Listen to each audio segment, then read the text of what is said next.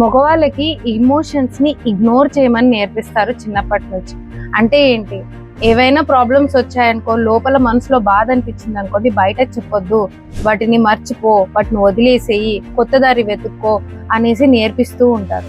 So దీని వల్ల వాళ్ళలో ఎమోషనల్ బ్లాక్స్ ఉంటాయి. మరి ఆడవాళ్ళకి సప్రెస్ చేయమంటారు. అంటే ఏంటి, సహించు, బాధపడు, పర్వాలేదు, ఆడదానిగా పుట్టినందుకు మనం ఎంతో కొంత సాక్రిఫైస్ చేయాలి మన లైఫ్ లో, ఇలా ఆడవాళ్ళకి చిన్నప్పటి నుంచి నేర్చుకుంటూ పోతారు.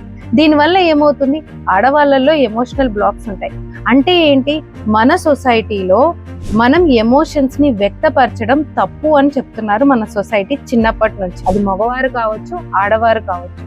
సో నా వరకు అడిగితే ఎమోషనల్ బ్లాక్స్ అందరికీ ఉంటాయి, మగవాళ్ళకి ఉంటాయి, ఆడవాళ్ళకి ఉంటాయి. ఈ ఎమోషనల్ బ్లాక్స్ వల్ల మన లైఫ్ లో కొన్ని ప్రాబ్లమ్స్ ప్యాటర్న్ గా మేనిఫెస్ట్ చేస్తాం. కొన్ని విషయాలు మళ్ళీ లైఫ్ లో ప్రాబ్లమ్స్ ఎదురుపడుతూనే ఉంటాయి. సో మీరు కూడా ఇలాగే ఎమోషనల్ బ్లాక్స్ అనుభవిస్తున్నారంటే definitely you have to undergo subconscious healing. నేను ఒక సబ్ కాన్షియస్ హీలింగ్ కి ఒక మంచి చిట్కా ఈ వీడియోలో చెప్తాను. ఏంటంటే, మీరు మనసులో ఏమైతే బాధలు ఉన్నాయో అవన్నీ ఒక పేపర్ లో రాసేటప్పుడు కాస్త కష్టంగానే ఉంటుంది, కానీ రాసి కాల్చేయండి. అలా కాల్చినప్పుడు మీరు నిజంగా రిలీఫ్ గా ఫీల్ అవుతారు. This is one technique called as brain dumping technique. Try చేసి చూడండి.